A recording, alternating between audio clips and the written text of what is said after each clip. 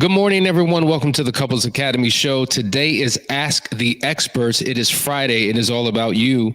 And I've got none other than Jeff Witt on the ones and twos joining me to answer these questions. So as you know, whether you're dating, in a committed courtship, engaged, married, maybe you're separated, you're on the verge of divorce, it's complicated, whatever it may be, this is the time to post your question. Don't be like all those people who go to a pool party and everybody's standing around the pool waiting to see who's going to jump in first. You need to be that one. This is the time for you to be selfish and to get what you came to get. So whatever your question is, post it in the chat so that we can address it. But in the meantime, let the world know that we are live. And if you have a community of people who are in need of help, share, like, subscribe, spread the word, because people are hurting all around the world and it's time for them to get what they want. Listen, to give you some thoughts, we're going to go to a quick commercial break. And on the other side of this, we're going to dive into great conversation. So stay right there.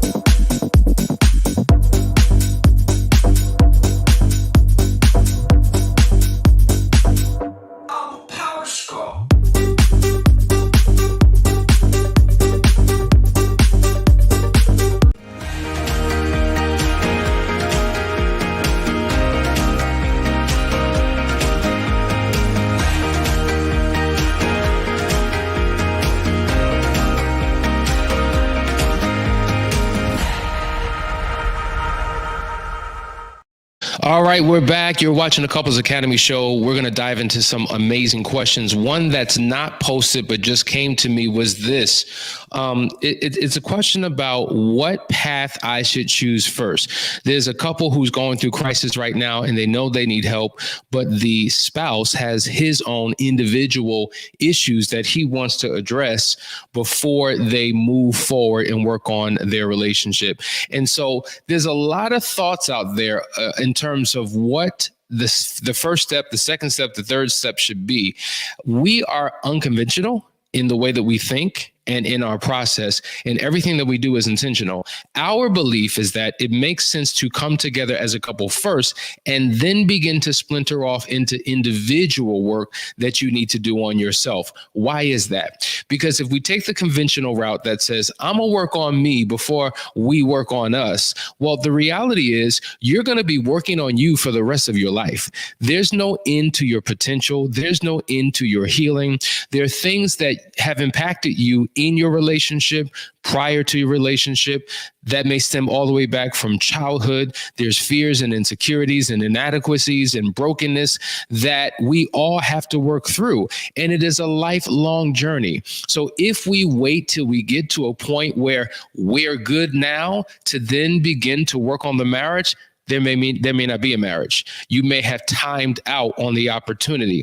So we believe in taking a three-pronged approach. We focus on your marital recovery as well as your individual recovery, as well as the affair recovery. These three things can be simultaneously done. Just think about a highway. You have multiple lanes in a highway going in a particular direction, and you individually, your spouse individually, and you two collectively are in different lanes all at the same time. hopefully moving in the right direction. So you don't have to wait to restore your marriage until your life is together, because to be honest with you, your personal healing is the longest part of the journey. So first come together as a couple and then transition into individual. Anything you want to say about that, Jeff? Absolutely. This is an easy prescription, and it's not an easy process, but it's a simple prescription. Do a last chance weekend, then he can jump right into getting to working on himself with Foundry. Because the reason why I say that is because last chance weekend is 8 months of counseling collapsed into 3 days. So if he can commit to 3 days of just trying to get on the same page again, it'll create peace in the home in a way that you wouldn't even understand. And then we have a secondary step where we can help him work on him as a man, becoming the best man he can be. But create the peace first. There it is. All right. Brandon's got a question. He says, so my spouse says we should just divorce and be roommates. I told her I'd rather be married. And if we become roommates, then I would leave the household. I guess he's saying, am I wrong for that? We have no kids. I'm going to let you start, and then I'm going to come back and finish this up. Well, my personal opinion is that the roommates thing won't work, because if you decide to divorce and then become roommates, there's still going to be all that tension that happens between you. Either there's going to be attraction that pops up sometimes once in a while, and you're going to want to play games here and there. And then it's going to feel like you're using each other at times. Then there's going to be the rejection aspect that happens from that situation, where like one person is kind of feeling it still and the other person's not. And the idea that you would be roommates is, to me, is completely untenable. It's either you work on the marriage and get that right, or you look at other alternatives. There's no way in heaven, first of all, not going to hell, but there's no way in heaven or on earth that I would make a decision to divorce my wife and be roommates. And it seems like she's asking to be roommates because of financial reasons. It's just financially convenient. Because now to live and move out on our own and have our own bills and have our own lifestyle could potentially cause a financial hardship and strain. So let's just be divorced, but let's go half on bills and half. No, that's not gonna work. Because to Jeff's point, what if an attraction is established? You're still in love with your spouse. They're now free to date and casually connect with other people. The amount of fury and rage and disgust and venom that will build up on the inside of you, because the one that you want to be with is now with somebody else, that just can't work. So even when people say, listen, let's just divorce and be friends, or let's just break up and be friends, it's hard to transition into some friend mode immediately after a breakup or a divorce. There's a healing process. There's a grieving process you go through. And the fact of the matter is, if she's asking to just be roommates, most likely that's what you are right now.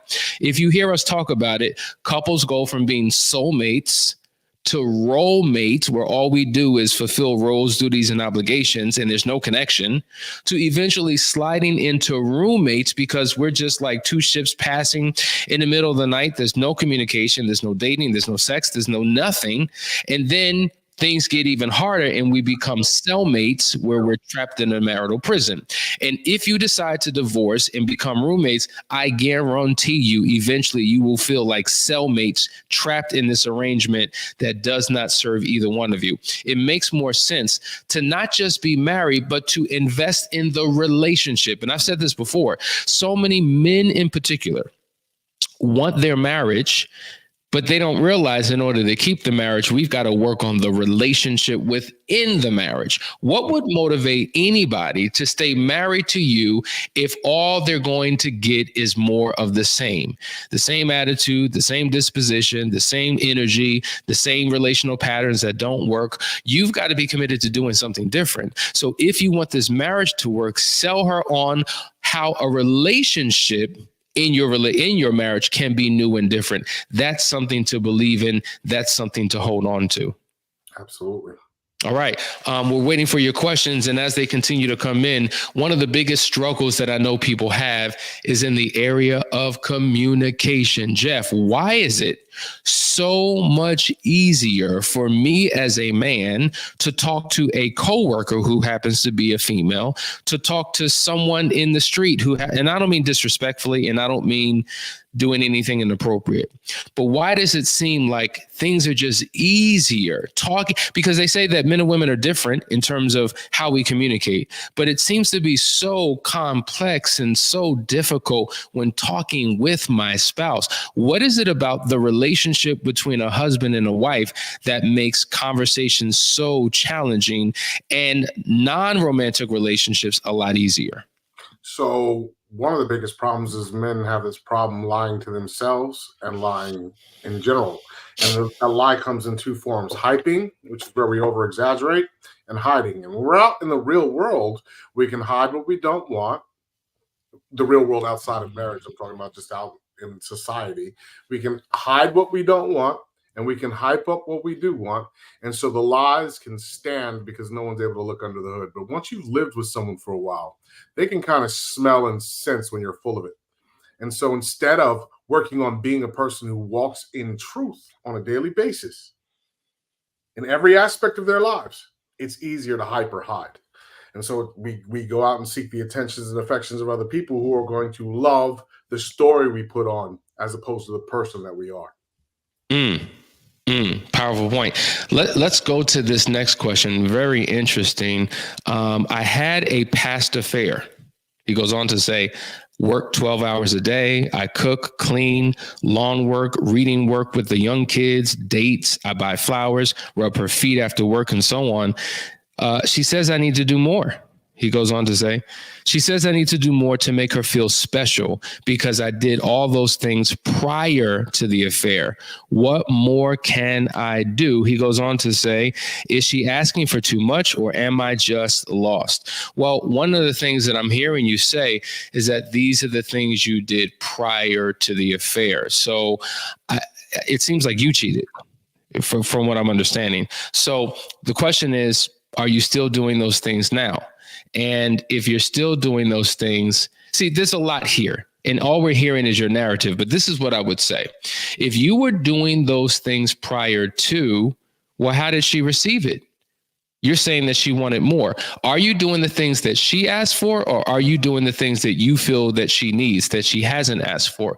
What specifically is she asking for? So when she says more, I would go deeper into that question. Well, explain more. What does more look like? If I'm doing all of these things, okay, am I doing something that you're not requesting? Am I doing something that you have no value for? Or am I doing all the things that you've asked me ultimately to do, but yet you want more? So let's clarify and define what more is. Now, if a betrayal has happened, there's a deep hurt and pain, there's a deficit. And so the things that you once did, sometimes you have to double down and do more to compensate for the brokenness that was established when the affair took place. And so I would probably have more questions to ask than answers to give you. But what I will say is that we typically love people the way we choose to love people, as opposed to the way that they desire to be loved. So maybe there's a disconnect there. And if you are meeting her requests and doing everything that she desires and yet wants more, well, that's a whole nother conversation. And are you two engaging in something that's mutually beneficial? Or is it a one-way transactional, I pour into you, you receive from me, but give nothing back in return? That can cause problems as well. So there's a whole lot here that's worthy to talk through. After reading his additional comments where he says, yes, I cheated and I've never stopped doing those things, I actually asked her that. She stated that she doesn't really know herself, really. So what that tells me is a lot more. What that tells me is that you're trying, but it's not enough. And that's causing you stress because you're like, what do I do? What I will tell you is that something in her does not feel a connection with you anymore. And so when you do those things, she's reminded of other things. And so what I would suggest, if you haven't done it, is you need to get with, we need to uncover, unpack, and deal with the pain that she's feeling. And there needs to be some kind of renewal of that, so that those walls aren't up as much. They're going to be up for a while. That's just facts. Like all of us guys who've ever been through any sort of infidelity, emotional or otherwise, have gone through the pain of earning back trust. But the truth of the matter is, if you don't have someone sit down and help you unpack what went down in a full and complete way, if you don't have someone reveal what's actually going on and deal with that, then what you're going to deal with is you're going to fight this battle forever, and it's going to feel like a losing war. I totally agree. One thing he also says is she doesn't know herself really. And that's a whole nother thing. Like, there's three relationships that we have. The one with our creator, God, that's vertical. The one with our spouse, right? That's horizontal. But then there's the internal relationship that we have with ourselves. And if we're not secure in that space, and if that's not healthy, then, and if we don't know what we want, because a lot of people don't. What's interesting? It's been said that most people know more about what they don't want than what they do want. And if I don't know what I want and it's not clear to me, then how can it be clear to you? And so in your attempt to pour into me and to love me and to care for me, for some reason, it's just not hitting. It's just not enough. And I don't know why, because I haven't gone through my own self-discovery and self-actualization. And so this is the reason why we always say that the key to your marital restoration is your personal transformation. And so when I gain a sense of clarity on what I need, because I'm self-aware of my own needs, my own wants, my own desires, and then I can reintroduce myself to you, and we can begin to learn about each other, learn from each other, because we believe in becoming a student of your spouse. Then we're able to connect those dots, and the things that I do now become serving to my spouse and vice versa. So these are some of the complexities that are involved when we're not in a healthy space. We're doing all this stuff and it's just not landing and producing the results that we're looking for. I just want to comment. So he says, not she doesn't know herself. I'm going to challenge you on that. If she's feeling insecure about the relationship and needs you to do more, I think Astani's answer is actually adequate. Because if you're asking, hey, what can I do? And she's like, I don't know, then she does not know herself. She may not know the answer to your question, but she also does not know herself, because she doesn't know what you could do to make things better. And so therefore her insecurity is you go figure it out. Without being able to tell you or articulate exactly what she needs, that means she does not know herself. And Jeff, this creates a frustration for men, and let's just flip it. There are men who don't know themselves, and it creates a frustration for women because they get to the point where they use the same 7 words. I just don't know what to do. Because everything that I attempt to do doesn't seem to work, doesn't seem to serve. And so it gets to the point where I stop doing. Right. And when I stop doing, then that creates another problem within itself. And so this is why it's so critically important to have these conversations, because to his point, it creates a lot of frustration. So Prince of Petty, I don't know who you are. I hope your mama didn't name you that. I hope that's just your Facebook title. But Prince of Petty, I would highly recommend. And here's the deal. Like, what I know for a fact, when people call in and set up these discovery calls, one of the first questions I ask is, well, listen, you're seeking couples counseling? Yes, I am. Okay. So the second question I ask is, well, is your spouse also interested in couples counseling? And you know what I hear a lot? I don't know. I didn't ask. And I'm just like, wait a minute, you're seeking something that you haven't even asked or broached the conversation with your spouse yet. So how can I help you as a couple if you're not coming to us as a couple?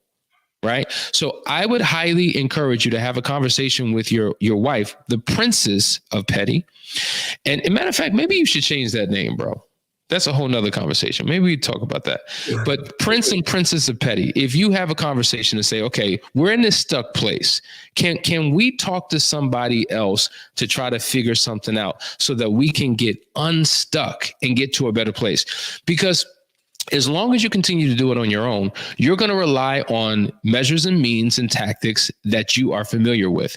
And many of us are addicted to the familiar. We are addicted to things that do not work. And if they've worked in the past, there's something called the law of diminishing returns. Maybe what once worked no longer works, and it requires that we do something new and different.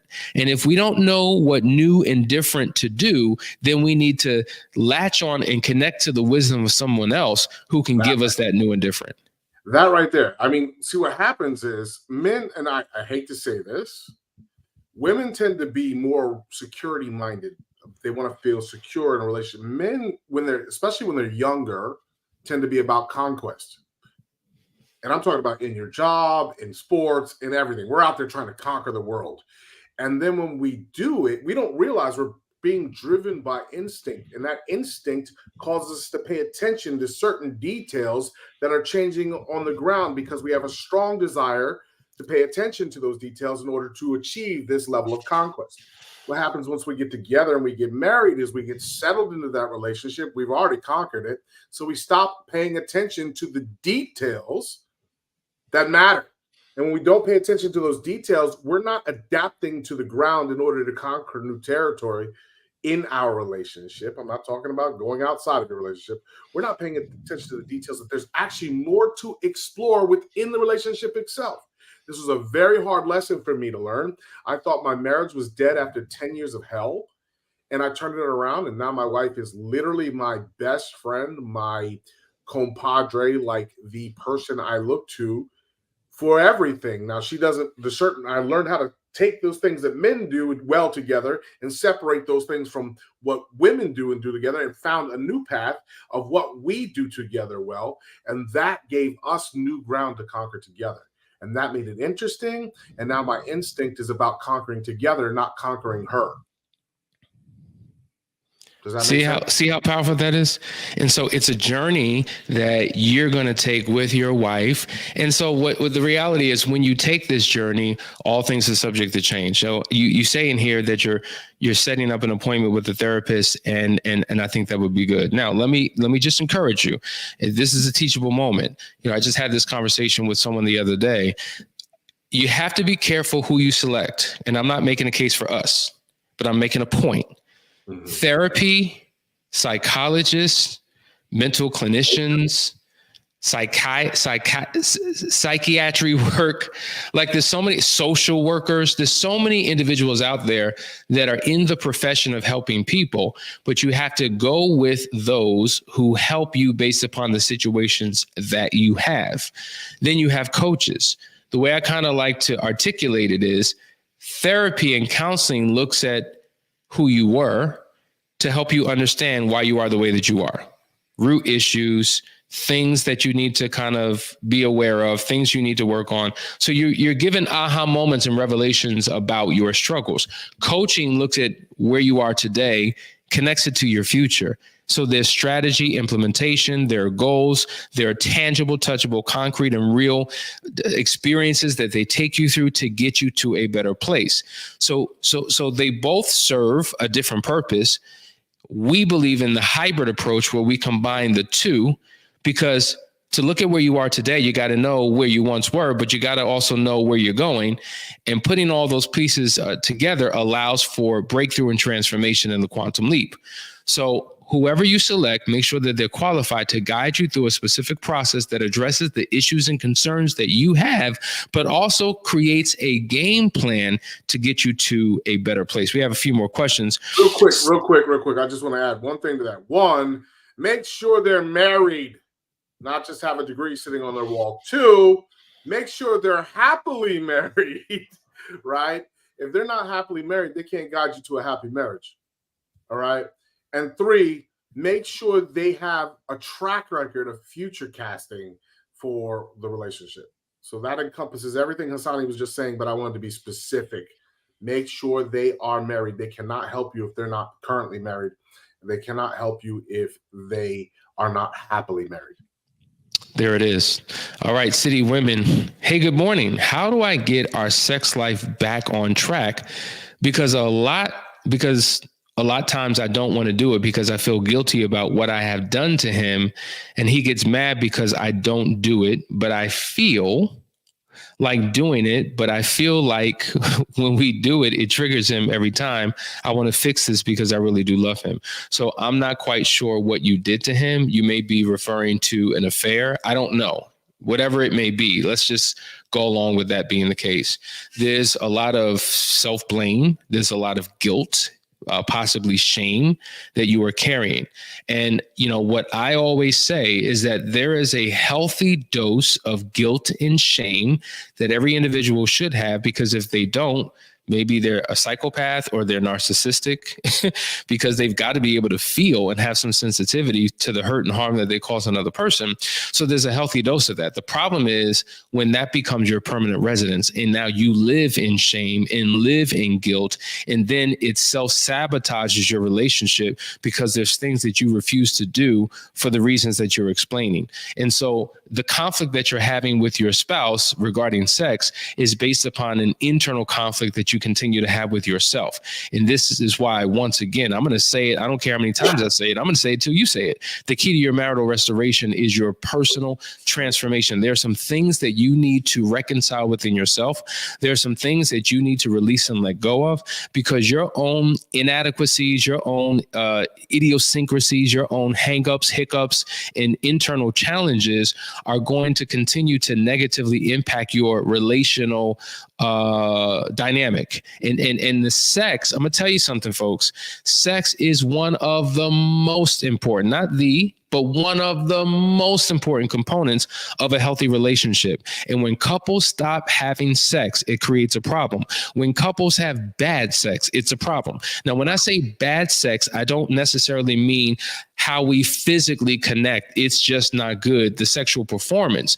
But what can also be bad is the fact that when we engage in it, it's cold, it's empty, it's stale, it feels forced, it's triggering, right? Okay. All of these things make up bad sex. And either A, you do something about it and change it, or you choose to do nothing and things remain the same. I would highly, highly, highly recommend that you come to Couples Academy. We have an amazing sex coach, Lakeisha Hines, on our team that works with couples in the same exact situation and scenario that you are going through. You do not have to live here. This does not have to be your permanent reality.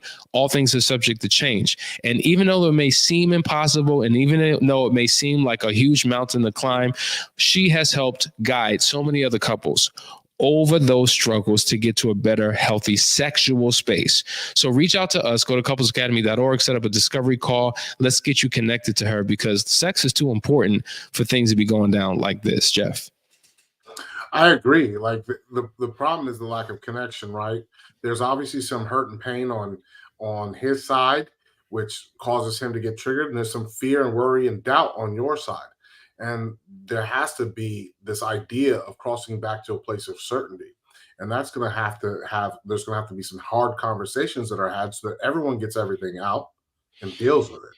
And if that's not done, because I guarantee you there's probably things that you're hiding, and there's probably things, emotions and feelings that he's hiding as well. I'm just talking about the detailed stuff, because what happens is there are some people out there who need to know every detail of what happened so they can get over it. There's other people who don't want to know anything. They just want to move on. But obviously, because there's lack of connection here and a lack of being on the same page, there's obviously some things that need to be uncovered and dealt with in order to get back where you were. And to, even more importantly than getting back where you were, to be able to move forward to something more beautiful. If you think that, a lot of people think that they can just move on into another situation and that's going to change things. I'm just putting that out there because I know a lot of people consider that option. And the truth of the matter is, you're going out into a world of hurt and broken people who just left a hurt and broken situation. And what you're going to find is another hurt and broken situation. The statistics bear it out. Like, if you've been divorced, it's even more likely you're going to get divorced on your second one. Even more likely. So the idea here is that even if that was the end all be all, that's what ended up happening, it's best to actually uncover and deal with your junk so you're not walking around with all this baggage. But I'll tell you, if you actually do the real work of uncovering and dealing with all that baggage, you can build something beautiful you couldn't even believe. I'm 23 years in, and I still can't believe we're here, and I can't believe how good it still feels. I want to hitch on to what you just said about divorce, how it gets worse. You know, statistics suggest that 50% of all marriages end in divorce. The actual statistic really was about 46%, but 50% is it's just become so common in the culture and the language that we use it. But interestingly enough, recent reports have even suggested that it's increased beyond 50, slightly above 50. But most marriages, let's just say, is 50% divorce. If you remarry, 66% is the new statistic, right? The chances of divorce, 66%. If you're on your third marriage, there's a 75% chance that you will divorce. So we think, like a car, let me trade this car in for a newer model, a better model, because this better vehicle will serve me better. And you don't realize you're setting yourself up. You're stacking the chips against you. Like, it becomes that much more difficult. It would make more sense to do the necessary work within the existing relationship. And, you know, Danielle and I were just talking about this. Think about this, Jeff. You've been married to your wife 22 years now? Almost 23. Okay. I've been married for 21 years. And we were talking about this. If we, God forbid, divorce today and we connected with new spouses, there's an entire 20 plus year history that is wiped away, like gone. There's certain experiences that you have shared with your spouse that you can't talk about, that you can't discuss, that you can't reminisce about. Like, it's almost like ripping an arm and a leg off, leaving it on the floor and walking away. Like you're tearing a piece of yourself off of yourself and walking away. It's a painful, painful, painful process. So no matter what the existing pain that you're in, it doesn't compare to the pain of the death of your relationship. There's a few more questions we got to get to. This Brandon says, I had an affair through email and social media. I broke off the affair and never looked back. I don't remember everything that was said. My spouse thinks I'm not telling all. Is this normal? Absolutely, it's normal. Of course, it's normal. There's a preoccupation and an obsessiveness with a betrayed spouse to want to know. Right? It's hard to move forward unless I know. I've got to know the details. It's got to make sense to me. What you're telling me, it just seems like an excuse. You keep saying, I don't remember. I don't recall. That was so long ago. I don't remember every conversation. Now, the fact of the matter is, it is impossible for you to remember everything, especially if we're talking months ago, years ago, whatever the case may be. However, spouses do have a tendency to minimize. They have a tendency to block out. Oftentimes people say, I don't want to think about this. I don't want to even give it a thought. And so they force it out, or attempt to, out of their mind, so that they don't have to live in guilt, shame, and regret and things of that nature. They just want to move forward. And so I'm trying to move forward and you keep pulling us back, and now we're in a stuck place. And so it's critically important. It's critically important that you don't get comfortable in your deficit. You don't get comfortable not knowing. You don't get comfortable not being able to put the pieces together, because that's what your spouse needs in order to heal. So you've got to engage in total recall. You've got to go through a process where you dig deep inside yourself and begin to pull out, because the subconscious mind remembers. Your conscious mind may not, but your subconscious mind does. And I guarantee you, if you went through the right process, more of the pieces of the puzzle will start coming together. And once she has those pieces and she can put this picture together and it can logically make sense to her, not that she agrees, but at least she gets it and understands it, it will allow her to begin to move forward, and she will no longer be preoccupied with what has occurred. Without revealing the miracle that is Last Chance Weekend, because I've seen so many success stories from it, and I'm usually not involved in it. Sometimes I'm involved in it, but I've just seen there from being there many times.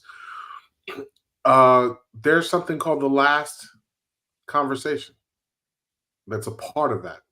And it's designed and structured to make sure that your partner gets all of their questions out, asked and answered. and there's a digging process. And one of the most important things is there's a referee there who actually not fighting for your first name, but fighting for your last name. And in that process, there tends to be at the end of it some kind of calm. That with the engineering of the rest of that process, that 3-day process that is Last Chance Weekend, there's just something that happens, especially if both partners walk away willing to do the work. There's something that happens that's transformational in that. And so I would suggest that you get with Hassani and the team and give them a call on that, because it's important. Jeff, we're already minutes over, but I don't know why people wait till the last minute to ask like 50 questions. Can you stay on? Yeah, I can stay. Okay, cool. I want to be able to give the people what they need. Okay, Zacchaeus says, what kind of support and encouragement can I as a wife, give a husband from a behavioral approach who is overwhelmed with fear to the degree that they are guarded to grow closer to their wife? Jeff.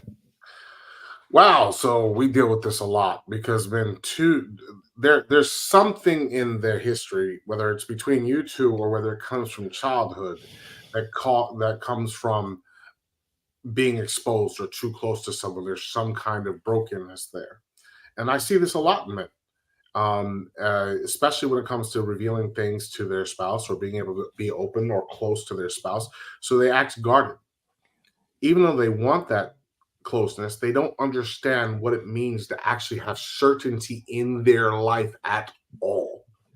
Because with the person who's actually physically closest to you, if you're not able to establish some level of certainty, not just trust, you have to remember, trust, we want to be able to trust our spouses, close our eyes and you catch me, but there's still some fear involved in trust. And so there's a whole process that needs to be gone through to understand that. But if I were going to have to do this on my own, I would start investigating things around understanding what trust is. I would definitely read books by Dr. Brene Brown on shame and guilt and try to understand that situation. But most importantly, it sounds like I don't know your whole situation or what brought you to this point. It sounds like he either needs help if you guys are not in an infidelity situation. It sounds like he needs help figuring out himself as a man, so that he can feel confident and walk forward in all that he does in truth. Or it sounds like you may, if there is some damage there in the relationship, sounds like you may need some kind of counseling or coaching. Excellent answer. Mary Oken. Hi. I guess one of the affair partners was a coworker. Both can't leave their jobs. Husband says he's cut ties, but they still work together. So I'm constantly triggered. Husband doesn't want to talk about his affairs. We've completed counseling, but I'm still struggling with daily triggers whenever they have work events, etc. He doesn't want to talk about the past, but I'm still struggling. She's the only one left who has daily access to him, and he's not talking. How do I get over living in perpetual anxiety? So I want to cover this from a few different directions. So number one, my question is, why did you stop counseling? Let's just pause. Why did you stop? Because it seems like you're still hurting. You're still in pain. You two still aren't in a healthy space. Maybe you haven't come to terms or established an agreement about how you move forward as a couple. You know, interestingly enough, the one thing that keeps marriages broken is broken therapy. There is interestingly enough, the average couple quits counseling after the second or third session. Either they don't like the counselor, they don't like the process, both people aren't on board, it's not producing results quick enough, so they stop. And so the work doesn't end because the counseling has stopped. And so I would encourage you to get with a counselor that can guide you through a process. And so whether he's willing, get couples counseling. If he's not, get individual counseling. But living in this type of anxiety is painful. Now, regarding him still working there, I think you said that both cannot leave the job. Okay, I don't know the details of that, but let me tell you something. When we work with couples, sometimes those are the consequences and costs that you have to pay to maintain a relationship. We've had people leave their jobs. We've had people relocate to other branches or departments or just new careers. We've had people who have who have left the state. Mm-hmm. It was beyond the job. We got to get out of this state and go somewhere else. Left the country. We've had people who've moved to another country to get away from the situation. Yeah. And so for you to every single day be triggered because your husband is going back into an environment where his affair partner is, and you don't have access to him and you're not there with him and there's no transparency. And I'm telling you, it's something that you will live in unless you get proper healing and proper guidance. So we're talking about triggers, right? So trust and triggers are the two things in the entire recovery process that take the absolute longest to overcome.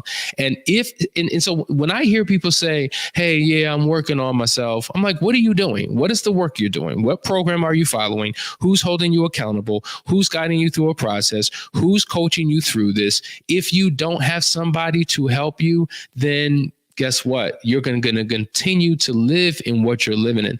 Find someone, something that you can latch on to that will help you with your anxiety, and find someone or something that will guide you both through a process where you are in alignment and on the same page. Maybe you have also agreed that he should stay there because guess what? It's our livelihood. We need that financial stability. So he has to work. Well, there could be systems of accountability that are put in place within the workforce so that there's a level of transparency that he is providing you so that you have a sense of security when he's not in your physical presence. There are techniques and tactics that you can engage in that will help you in this in-between state while you get to a better place. I would encourage you to do that. Jeff, you had something to share with that?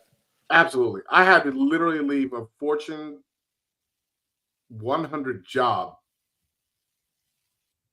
because of my indiscretion. And though it was just an emotional affair, it came real close to becoming more than that. And at the end of the day, I had to leave that job and find a new career, give up the benefits and all the things that went with it, and I was willing to do it. My other thing with that is, I know he doesn't want to talk about it, and that's because he's not equipped with the tools to talk about it. A lot of men have this problem. They're not able to step into their manhood and be a real man and just be open and honest. But people who have nothing to hide nothing. There it is. Saying anything that he's actually doing anything anymore. I'm just saying he's hiding in something because transparent. I don't have anything to hide. If I don't have anything to hide, then what is it? Like, if I'm not ashamed of the things I'm doing from this point on, and I've revealed everything from my past. That's the whole thing of the story of the cross, is we leave our burdens at the cross, which now gives our tribulations and turns them into testimony, right? It takes all the bad things from the past, all of our trials, and turns it into a new version of a story that we get to tell about what we've overcome. But when we're still hiding something, or we're still running from something, or we're still ashamed because we're not ready to completely be transparent, we get stuck. There it is. I want this question to go to you, Jeff, because, for those of you who are watching that don't know, Jeff has been working with men for over a decade. Jeff is the men's empowerment coach with Couples Academy. Anything, not that he knows everything, right? Who knows everything, right? But I tell you, there's a level of expertise that he has when it comes to the psyche of men and the struggles that men have. And so the question that Sarah asks is it common for men not wanting to admit to others that they cheated or have issues with survivor's guilt, PTSD from past? It seems that he rather suffer alone than admit to others that he's struggling. So I'm going to clarify others real quick, and I hope you don't mean the public, because I've seen women that want to publicly shame their men. I'm not assuming that that's you, but I just want to say that for the rest of the audience. There's the women that actually do want to publicly shame their man for what they've done. There's no need for me to walk down the street and go, "Hi, my name's Jeff. I'm a cheater," even though I can do that. I don't mind. But I can understand why men wouldn't.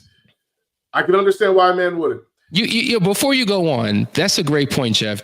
Listen, we've had a previous client where in the recovery process, the wife had a list of demands, and the wife did two things. She forced her husband. They're divorced today. She forced her husband to get a tattoo of her face on his chest and forced her husband, which he didn't do because I convinced him not to have a tattoo that said adulterer on his back.